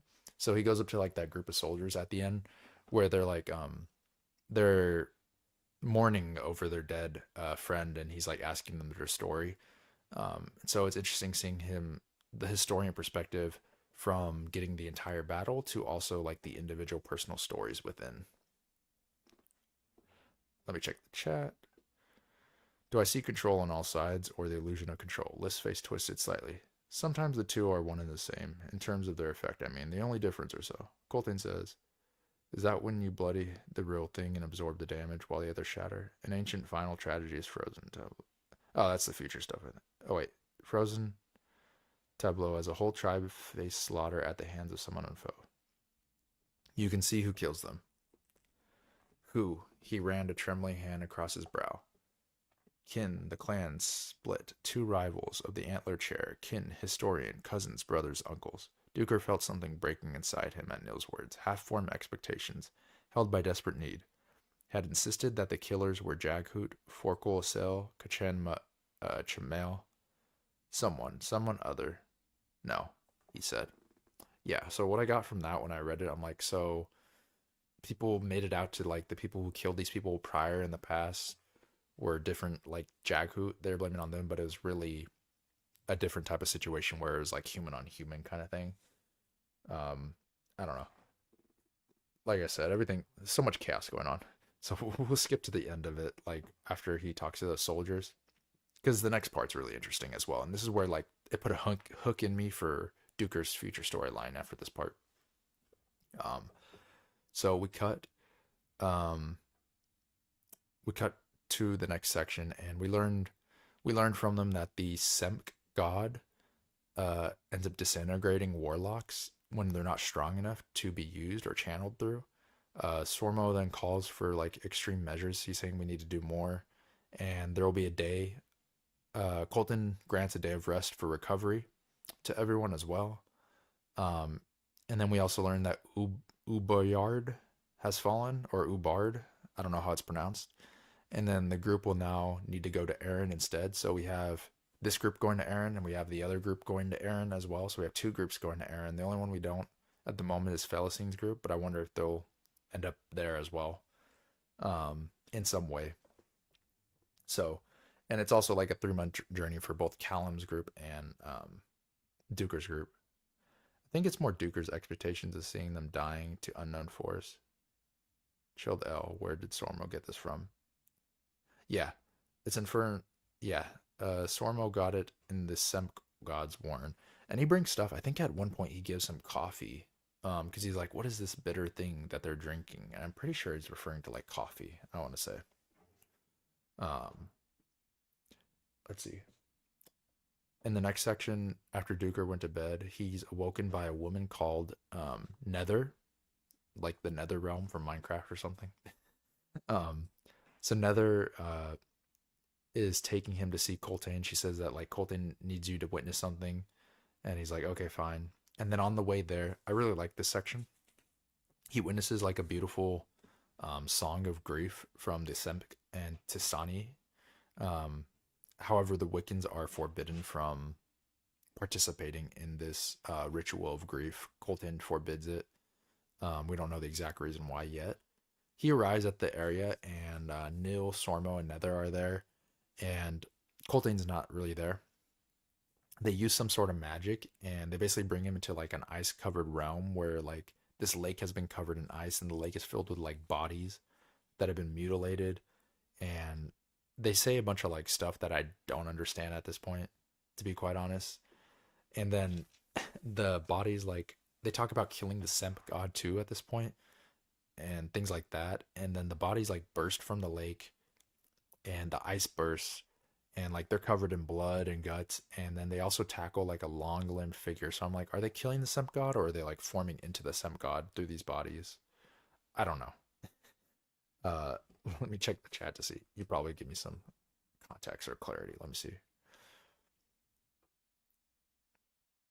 The standard was challenged. I see you lost a friend in defending it. The man blinked and glanced around and focused on the seventh standard. The pike shaft leaned. Oh yeah, that's the when he was talking to the guy. The pike shaft leaned to one side, its tattered banner bleached into ghost colors by the sun. Hood's breath, the man. Um, let's see. Growled. Think we fight to save a piece of cloth on a pole. He gestured at the body. Friends knelt around. Nordo took 2 arrows. We held off a squad of Semk, so he could die in his own time. The average Malazan soldier. Interesting. Erickson has often mentioned how fantasy lets you take a metaphor and make it real. Here he's incorporating these rituals that are essentially ice ages, with the Jaghoot Wars being a metaphor for the prehistoric human battles for survival against the harsh cold of the ice ages. Okay. Got it. That, I could see that, him being an anthropologist, tying that in. That makes more sense. But we cut back, and then we get like this section where he says, a promise, an age of devouring ice. Oh, okay, now it makes Ice Age, like you said. Yeah, a promise, an age of devouring ice. So he's like, okay, yeah, I see how you're tying that in. Okay, thank you for that context. That like makes everything make a lot more sense. So they come back to the world of that they're in. Duker's covered in like a bunch of blood and guts and everything. He's not in a good condition. And after coming back, he gets approached by Tumult and Nethpara, and then he gets introduced to Lennis Trio, a new noble. I I was like, I put his name and then next to his name, I just know I'm like asshole. That's who he is. He's a jerk. They basically approach him. They're like, Colton's ignoring us, so you're gonna deliver our message. And he's like, whatever. And the nobles are just basically upset that their servants were taken away from them and they don't know how to live their lives. They don't know how to cook their food, clean their clothes, bathe themselves. They're basically useless. Duker's like, whatever, I'll carry your message, I guess. And then he does mention something in particular before ending this section. He says, Duker is also worried about now being seen as a harbinger due to the situation. Harbinger of what? I don't know. Let me see. Erickson loves tying anthropology into his work. I'm guessing that's going to come in later with the bone hunters, because I know people talk about, I've heard people talk about like dinosaurs in the series. Um, just from like when I was watching like some should you read videos, people were talking about like dinosaurs and a bunch of different stuff. So I'm fine with it. I like anthropology, so it'll be interesting to see. Malazan is one of those series where it's only as deep as you want it to be. Yeah, I could see that. If you want to dive in more, you can, but you can totally take it off the surface value. But yeah, that's the section here for the Whirlwind. I think it stands up to the name. It's pretty chaotic in terms of understanding, especially with that battle and everything going on. It's just like pure chaos through this whole chapter. Like, what's happening? It's all pretty cool. Yeah, dinosaurs starts in book 3. Cool. I can't wait. I love dinosaurs. um, and so I really like this section. Aside from the Duker parts at the end, there's so much confusion, but that hook at the end with Duker is what like has me have hope for the future. But I like where everyone's going. Everyone's like grouped up in their groups now, and they're all like leading towards Aaron. It seems like we don't know where Felicine and her group are going yet with Culp, but they're probably going to go towards Aaron too to meet up with Duker and everyone else. Um, so we'll see what happens with that. But everyone's like sort of in their place. So positive overall. The next chapter that we're going, next section we're reading is going to be Chain of Dogs. The shorter section compared to the one we just did. That 200 pages was really hard to get through. Not hard to get through, but it was like a lot of reading. Because I think since if I wasn't taking notes, I think I could read it a lot quicker. But since I'm taking notes with it, I think I'm reading at like 20 pages an hour or something like that. So it takes me quite a bit. Since I usually don't have a lot of free time, so I usually read for like an hour and a half, 2 hours, like to get my section in for this week. So, but the next section's shorter, and then we're almost done. 3 weeks, and then we'll be done with the book, and then we're gonna move on to book number 3, which I have behind me. But I'm excited. You guys have any like questions or anything you wanted to like go over before we call it for the day, though? I'll give it like a minute here. I think like in terms of like predictions and everything, I don't have many predictions. I've never been like a crazy prediction person because I'm not like good at predicting what's gonna happen. And I think especially in like these books, they're hard to predict. With like books where it's like where there's prophecies laid out and things like that, and it's real obvious. You're like, yeah, I think this might happen to the character, but I have no clue where it's gonna go at all at the moment. Something with the Azeth, maybe it ties into Dara Gistan. I don't know. Maybe we didn't listen because none of us believed we would ever reach coast. Maybe Hebrecht decided the same after the first meal. Only I was thinking that far ahead. Was I? No. Wise acceptance. Of the futility of all this, I mocked and ignored the advice out of spite, nothing more. You like this fallacy quote a lot. Yeah. I'll be honest, half of the prophecies from DG onwards, I still have no clue what they mean. Okay, that's good to know. That's why, like, when the deck of dragons, dragon deck reading happened with Culp, I was just like, I'm not gonna bother trying to understand this. Especially with Culp's explanation, I'm like, I don't think I'm supposed to understand this, but okay, I know it'll happen, but I'll just like, we're gonna keep going. um, so by this point, Felicine has become the most divisive Malazan character. What side do you stand on?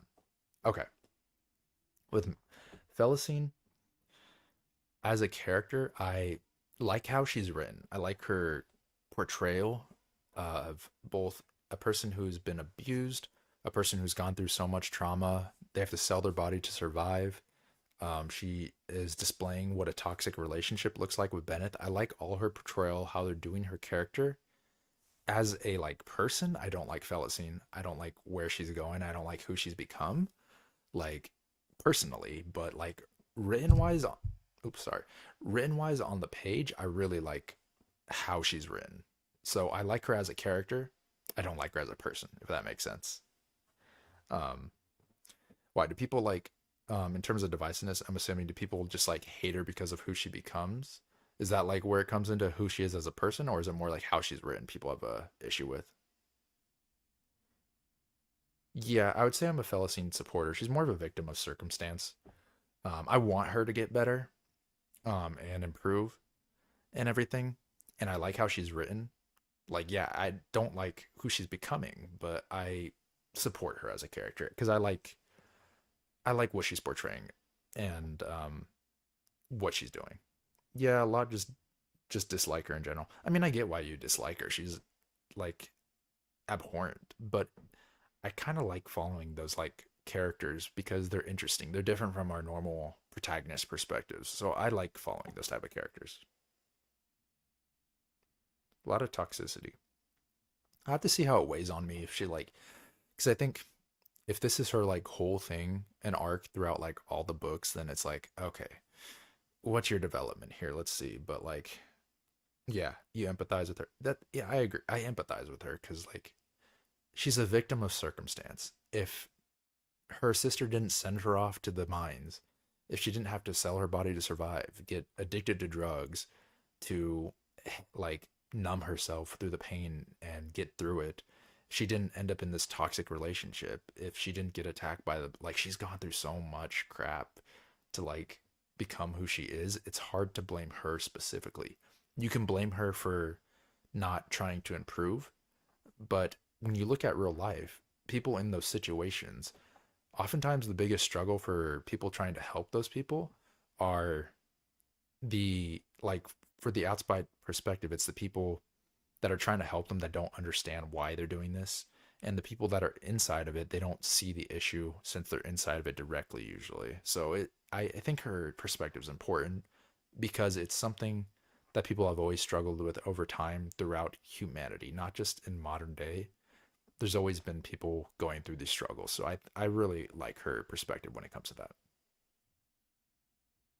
I mean, the book switched continents, so Felicine won't be a constant. Okay, that makes sense. She's probably my favorite new character in this book. I would agree. I think, yeah, she's probably my favorite as well so far. Um, just with the way she's written, like, yeah, she's. I get why people don't like her. Like, I'm not gonna like say like, oh, you're wrong, but like, I can get why people don't like her. But she's so interesting to read, though. Like, that's the thing, and I think that's more important than having like a goody two shoes protagonist. Sometimes is like, give me an interesting person. On the first read, I think she was my favorite of this book. Yeah, Probably third now. Okay. I'll have to see where the book goes and see if that like holds up. But I like where she is so far. Like each time I get to her perspective, I end up like bursting through those like chapters and sections that we're in with her like perspective and group. I really like everything going on there. Like I said, the only struggle I really had was with the Duker perspective right now. But I like the hook that happened at the end um, of the section after the battle. So we'll have to see if his like sections improve from here. But other than his section, all the other sections have enough intrigue to keep me going and have me interested. And I like all the duos we have now that are combined. So I'm interested to see where it all leads. And I like the groupings that we have. And like I mentioned before, I also like Fiddler's perspective as well. Surprisingly, I didn't think he'd be someone I'd be interested in, but I like his voice when we're with him. We do encounter a lot of mysteries with her, like the ship and the jade fingers. Exactly. Yeah. Like there's a lot of interesting things going on in their sections. And it's just like interesting overall. Like it's different because we have like the mines and everything happening. But yeah, cool. I think that was a good section though. A lot of good stuff we covered. Anything else you guys want to go over though before we call it today? I'll give it another like 30 seconds to a minute here for the live stream to catch up. But otherwise, we can call it for the day. That was a good section of reading, though. I'm excited to go forward with it and see what happens, especially since I feel like this is the beginning of this book is like a slow burn, and the second half is going to be like pretty cool. At least that's what my perspective is probably on it. We'll see. People do find Chain of Dogs to have a slow start, so it's not uncommon. Okay, good to know. Not really worried about it. I trust Erickson to wrap up the book properly. Okay, perfect. So we'll go ahead and read Chain of Dogs this week. Shorter than the section we had before. It should be pretty easy read compared to before, or compared to Whirlwind. Whirlwind was pretty large, our largest section yet. So we'll do Chain of Dogs. We'll meet back up next Saturday, and then we only have one section after that, which will be split up into 2 weeks. I'm excited for it. We'll have to see. I think at least 6 of the Malazan books are slow burns. That's good to know. I don't really mind it as long as the conclusion is satisfying to have a slow burn, to be quite honest. I really believe in like good endings. So the journey, I guess. I don't know. The journey's important too. So they're both important, but I usually weigh an ending more heavily than I do like a beginning. But yeah, thank you everyone for watching. It was fun. I will see you guys next week. Other than that, I hope you guys have a good week. Stay safe out there if you're celebrating the holidays and everything. I think I think it's like Christmas Eve or the day before that we're meeting. Yeah, it's the day before. Excuse me, but yeah, I'll see you guys next week though. Thank you again for joining. Hope you guys have a good one, and I'll talk to you guys later. Bye bye. And I'm gonna stand here awkwardly until I can stop streaming. Later, y'all.